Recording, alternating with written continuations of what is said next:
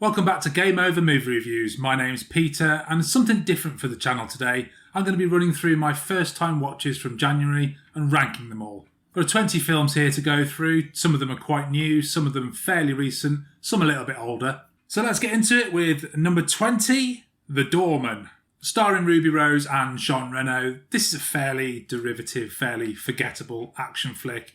It's actually the most recent review I've done on this channel, so go and check it out if you want to know more. Number 19, Seoul Station, the animated prequel to Train to Busan. And straight into number 18, Peninsula, the disappointing follow-up to Train to Busan. And I reviewed Seoul Station, Peninsula and Train to Busan in one video, which you can check out here. Number 17, Archive, a decent low-budget sci-fi drama let down by a very poor ending. And yes, I have a review of that on my channel.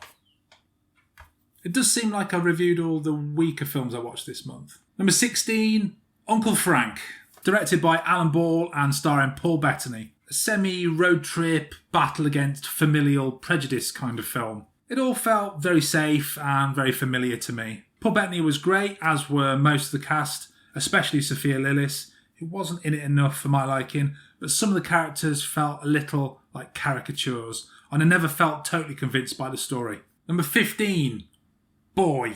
This was Taika Waititi's second film, and it was okay. Boy is a likeable, coming-of-age, wacky comedy drama, but it just felt a bit too slight for me. It's pretty typical of Waititi's tireless, scattershot approach to comedy, where some sticks and some doesn't. Sometimes I wish Waititi would edit his crazy mind just a little bit more, but perhaps you'd kill what makes him special if you were to do that. I don't know. Number 14, On the Rocks, starring Bill Murray and Rashida Jones. This is one of the most middle-of-the-road comedy dramas I think I've ever seen. Bill Murray plays Bill Murray, Rashida Jones plays Rashida Jones. It's very likeable, but extremely predictable and almost completely forgettable. Number 13, The Hunt, controversial Blumhouse action horror satire. This is one of those films which will work for you or it won't. It's exceptionally silly, purposefully heavy-handed, but it's held together by an incredible performance by Betty Gilpin. I actually really enjoyed this one. It's fun and it kind of revels in its own stupidity. Number 12, Frances Ha, or is it Frances Ha? This is only the third Noah Baumbach film I've seen after The Squid and the Whale and Marriage Story.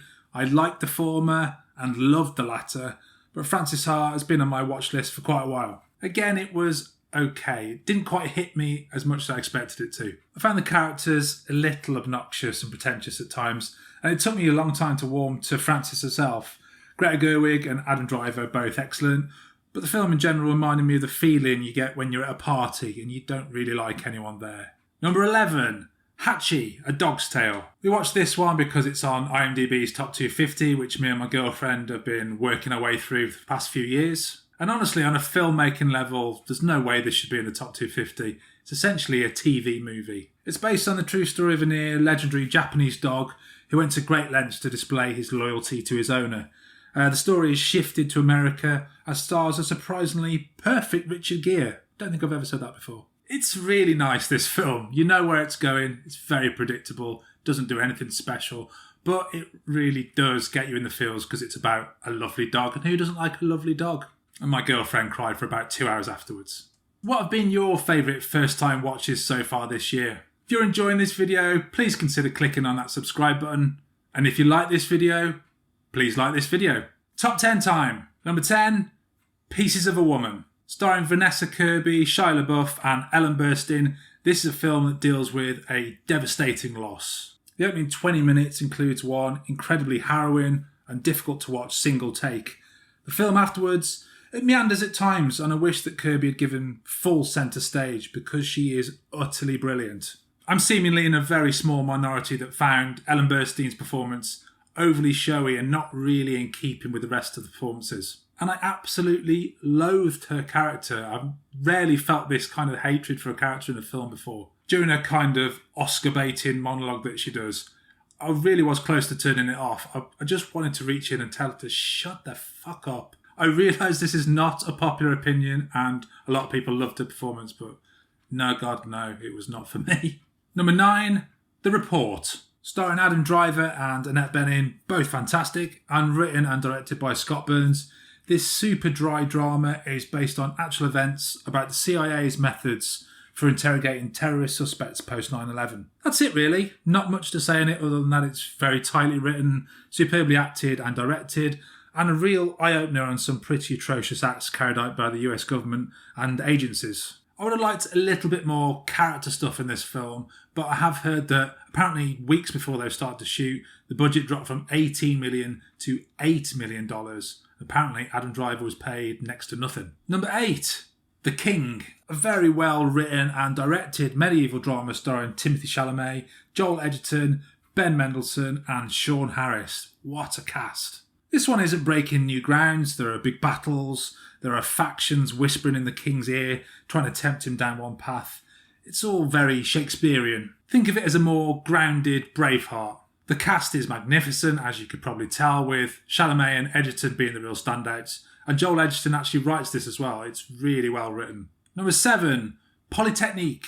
This is Denis Villeneuve's third film, although he doesn't really like to talk about his first two. And I watched this because I'm planning on doing a Denis Villeneuve ranking video sometime soon. Polytechnique is a dramatisation of a terrible day in Canada's history where a crazed misogynist shooter murdered several female students at a Montreal college. Honestly, this one made me feel quite queasy at times. It's so tense just knowing it really happened. Villeneuve adds a lot of humanity to the tale by mixing up the timeline and showing how some of the survivors never got over the atrocities, but some fought back to rise against the bullshit of misogyny. This won't be for everyone. It's a really tough watch, but a very, very powerful film. Number 6, Oculus. Written and directed by Mike Flanagan, Oculus was Flanagan's second foray into horror after Absentia, and as with Villeneuve, I'm planning on doing a ranking of his films soon. Not sure why I'd never seen this one previously, as it had all the ingredients of an appealing horror for me, relatively self-contained, a simple spooky story based around family drama. What really makes this film stand out is its incredibly tight editing, also done by Mike Flanagan. The story flits back and forth between the past and the present, and often they cleverly cross over. I really don't think Mike Flanagan gets enough credit as an editor. It's really good horror storytelling, and though it's a little predictable in general, it has some effective creepy moments and moves at a fantastic pace. Number 5, Son of Saul, a Hungarian drama which won the 2015 Oscar for Best Foreign Language Film. This is another very hard-hitting depiction of the atrocities of the concentration camps of World War II. It tells the story of Saul, who decides or believes that the corpse of a young body in the camp is actually his son, and that he must find a rabbi so that the boy can be buried ceremoniously. Son of Saul is filmed almost entirely in mid and close-up shots. There are never any wide or establishing shots, and it becomes extremely claustrophobic. You're essentially with this man's beleaguered face through the whole runtime of the film, with real horrible atrocities going on in the background. It truly is a draining and upsetting experience, but a brilliantly crafted film. Number 4, One Night in Miami. Kingsley Ben-Adir, Aldous Hodge, Leslie Odom Jr. and Eli Gorey smack down in an acting masterclass Royal Rumble. This film is essentially a series of conversations, but the magnificent performances, the sharp, insightful and pacey Ken Powers script, and the expansive and exciting direction from Regina King on her debut all make the film completely captivating from start to finish. I really enjoyed this one. It was electrifying. I kind of wish they got to the room a little bit earlier for this conversation that these 4 characters had, but it's a great film.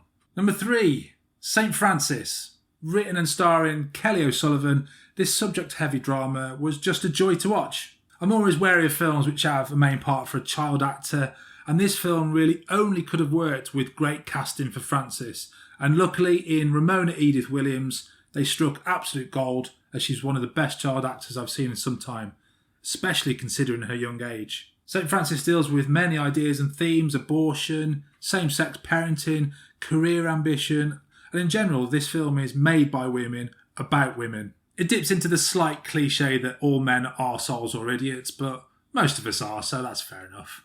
Number 2, The Dark Horse. After the Queen's Gambit, chess is apparently cool again, but The Dark Horse made it cool way back in 2014. This is the true story of Genesis Patini, a brilliant New Zealand chess player who suffered with major bipolar disorder. We follow Genesis as he battles his own mental health issues whilst teaching chess to a club of troubled children. He must also face off against his own brother in an attempt to release his nephew from the grip of a violent biker gang. This film was just so heartfelt and had an incredible central performance from Cliff Curtis. My thanks to Rio at Rio's Positive POV for the recommendation of this film.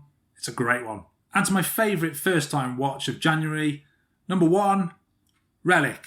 I won't say much here as I already have a review on my channel for this film, but if you like slow burn, creepy, atmospheric horror played out to the backdrop of real family drama, this is the film for you. It's very creepy, incredibly inventive, and has one of the best endings to a horror film I've ever seen. So that's my top 20 for my first watches of January. What are the top picks for you? And is there anything in this list that you'll be checking out? Let me know in the comments below. I might do another one of these videos in February if this one goes well, but until then, thanks for watching. Game over, man. It's game over.